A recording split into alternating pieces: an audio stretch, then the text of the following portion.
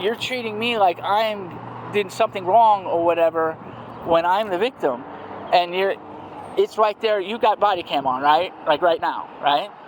He had body cam on right then. Right. Okay, so you're asking me a question that you should have already known, because if you'd have gone back and looked at that body cam, then you would know. I can look at his body cam, but I'm busy doing other things, Mr. Heckard. I just got your complaint today. Okay. Okay, so I understand it can't be reviewed. So, but my question to okay. you is that you've had these recordings for several years. Yeah. Okay, so why did you wait several years? These are ongoing, though. Just because you have one recording. So you waiting to collect evidence and then present a group of evidence? Was that your plan? You have to understand that just because you have one thing on tape doesn't guarantee that you're going to get a conviction. So you're trying to control the process, and you're watching the abuse happen over a course of years? No, I'm not watching the abuse happen. I am one of the abused. Yes. So you're watching it over a course of years. Have you ever been abused? Collecting evidence. I'm abused every day I come here. No. Okay, there's a big difference because you have a badge, and if somebody abuses you, you are in the position of power. Mr. Heckard, you don't know me or my experiences. I'm not pretending to know you. Okay. So what I'm saying let's keep this about what I'm asking you is that you've been collecting recordings over years. No, you have. If you're getting abused and somebody hits you or touches you, what can you do? You'll put them directly in handcuffs at the spot. I do not have that privilege. Okay, I have nowhere to go. I have nothing to do. I have to live in fear. Okay, Mr. Heckard, there's a big difference between you can come down to the authorities anytime you feel like. I contacted legal aid multiple times to tell them my side of the story, and they never replied to me. Okay, what about DCF? Okay? I don't know if I called DCF. Okay, Department of Because Children the minute and Families. if I get thrown out on the street, okay, you can't be. You can't be. Do I know that? 207-10-4. You're saying that, but that's just your word. You have to be legally evicted in Florida. You're saying that. Yes, but that's just your word. No, it's the law. That's just your word. It's the law. Are you a lawyer? No, but I'm telling you, I know the law. You cannot be thrown out on the street, With all due respect, officers are not experts on the law. They're wrong all the time about the law. Sir, but I'm telling you this right now. If you live someplace, it is your residence, you cannot just be thrown out. You have to be legally evicted. And why would I want to risk being evicted when I do not have a surefire case? So eviction is something negative that can happen to me. Right? So let's look at this. So what are you saying? What do you want? Is eviction something? What do you want right now? Now you're changing the subject when I'm about to answer. I'm getting back to the original issue. I don't want to be evicted, is the point. There is a fear of eviction because she could come after me and evict me. Because that is retaliation. Okay? And you feel like you can't take care of yourself right now. I know I can't take care of myself. Okay. That's my whole point. I'm filing for disability. Okay, so I can barely afford to put food on my table just to feed myself. What do you want done that with her? She knows that. That's why she does this. What do you want done with this woman? With this woman, what do you want done with her? I want you guys to do your job. I want justice. You want her to be arrested and thrown in jail for mental abuse? Mental abuse and physical abuse and sexual abuse. There's all kinds of abuses. Did she sexually abuse you? Yes. How long ago? When I was a teenager. So was this back in the 90s? Correct. Okay, so you were sexually abused. How were you sexually abused? She had a picture of me that when I was 12 years old, which is child pornography. And she took it and pulled it out, and she would use it as blackmail on me. Saying, women do sexual abuse much different than men. And she would say that if I didn't obey her and do whatever she told me to do, that she was going to show everybody this picture and hold it against me, okay? Whereas she should have just thrown it out. Did she touch you? She should have just... Did she touch you? She would strip me down and naked, so she touched me in that manner, and she would threaten that we're going to go outside naked just like this if I don't listen to her and do what she said. So it was all about control. So she would take your... mental control. So she would take your clothes off and make you naked. She would... Exactly. How many times did that happen? This was sometimes... every day before school at some points. The first year was really bad when I first moved down here. I was 14. This was 8th grade when I went to Jinx Middle School. So the first time, Mom wasn't in the picture. I had no clue where my mother was. At the time, That's why I wrote everything down. I kept logs and kept dates as best I could. In the 90s, we didn't have, smartphones. We didn't have cameras and things like we had now. It wasn't even until the last couple of years where I finally had a device that had the storage on it that I could actually go, oh my God, I have something. And then it was like, where do I do? How do I keep it? What do I do? And I was like, I finally realized I can upload something to YouTube. Did you ever speak to anybody about it? I told my family about it. What did they do? They laughed. They were like, this is ridiculous, whatever. Because Kelly she is got them all convinced like a narcissist does. She tells them all he's a screw up, he's a failure, whatever. But this has all been a pattern that's going on. When my grandmother was raising her, she sent her to go live with a woman named Queen Mary, and Queen Mary abused her. And so whenever I got sent away, I was sent to her, Kelly I'm talking about. And so my grandmother was always very nice and very kind to me. Okay. And you could say that I was her favorite, and I was spoiled when I was a kid.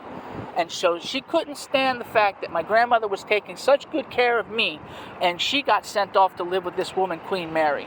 And Queen Mary was a mean woman, and if you were to interrogate my aunt and tell her and ask her questions, she would gladly tell you all these horrible stories of Queen Mary putting glass in her sleeping bag and running her into the ground and doing all these things. Even when I was a kid, I went over to Queen Mary's a couple of times, and I remember being 4 years old and standing naked in corners and having just weird things happen to me that it's on the fringes of my memory.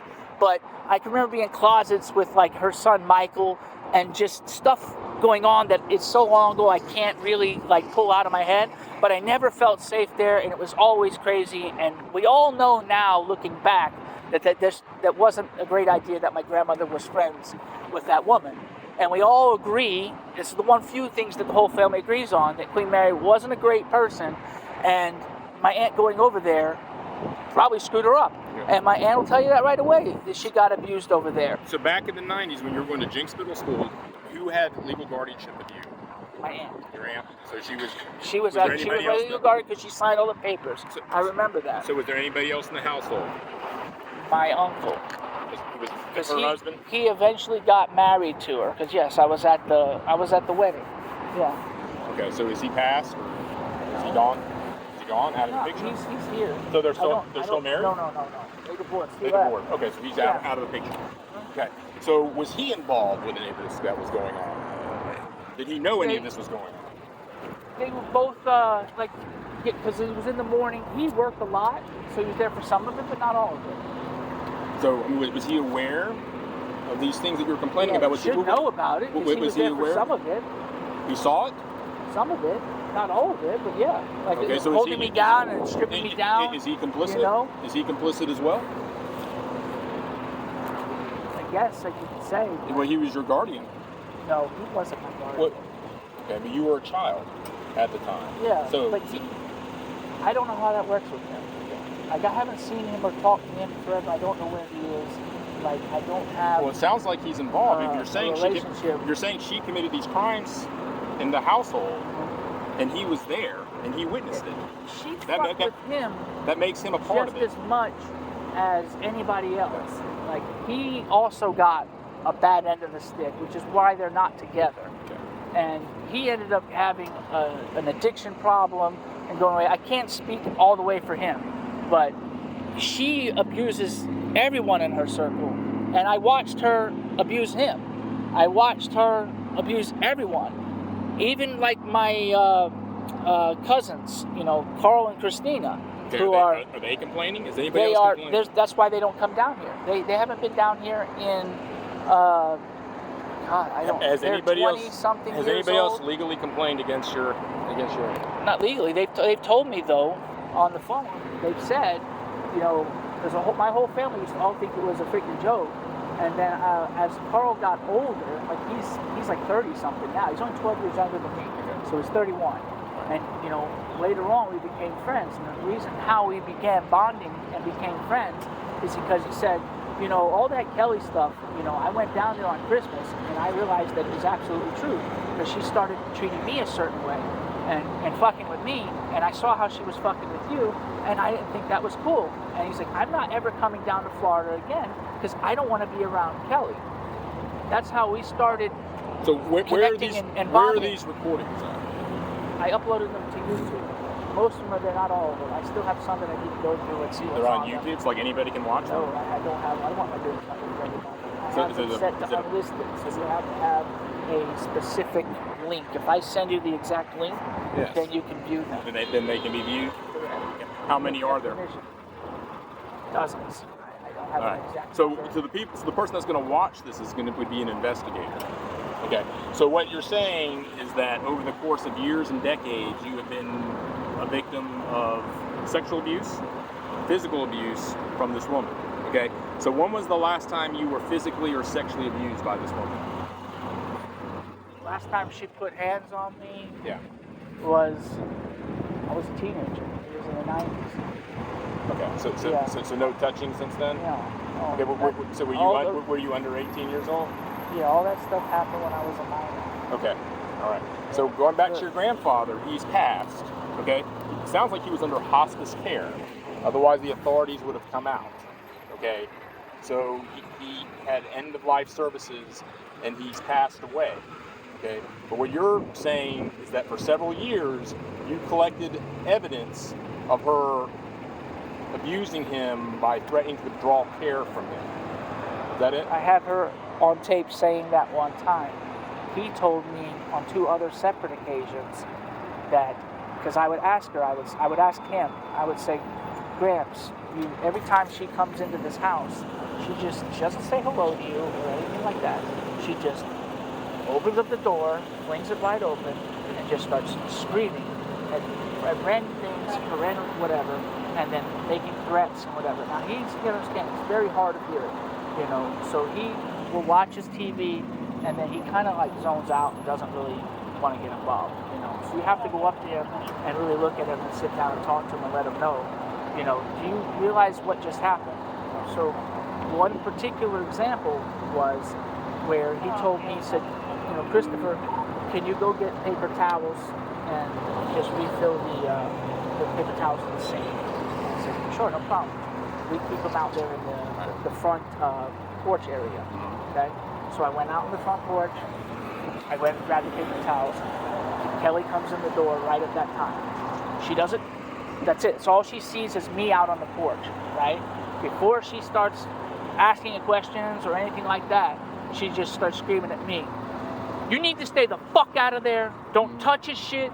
You don't need to be stealing anything or leave his fucking stamps alone. Blah, blah, blah, blah. Going off on a tirade. Now, I'm blindsided because I'm like, what?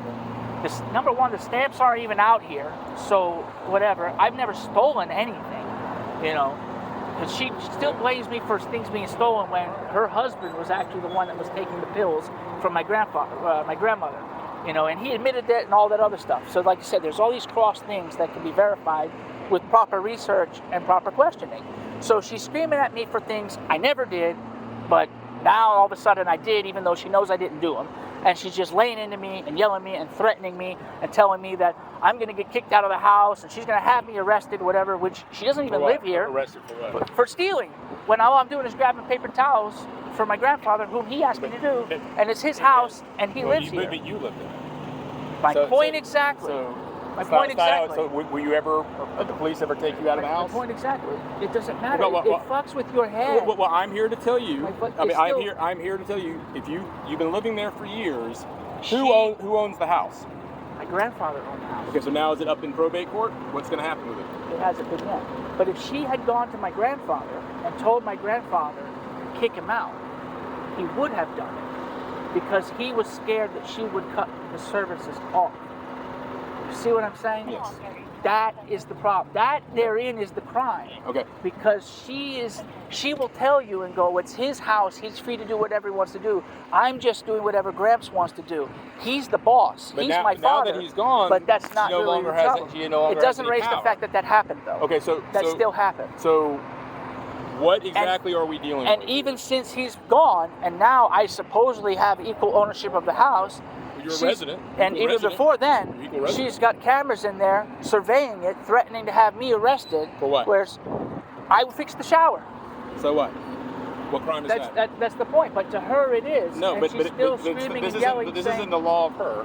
The police can't take you out for fixing a shower. It doesn't matter. In your She's own house. still screaming and yelling and threatening me and texting me and saying she's going to do it. Okay. And she will still go and tell all of my other family members. Have you ever thought about applying for an injunction against her?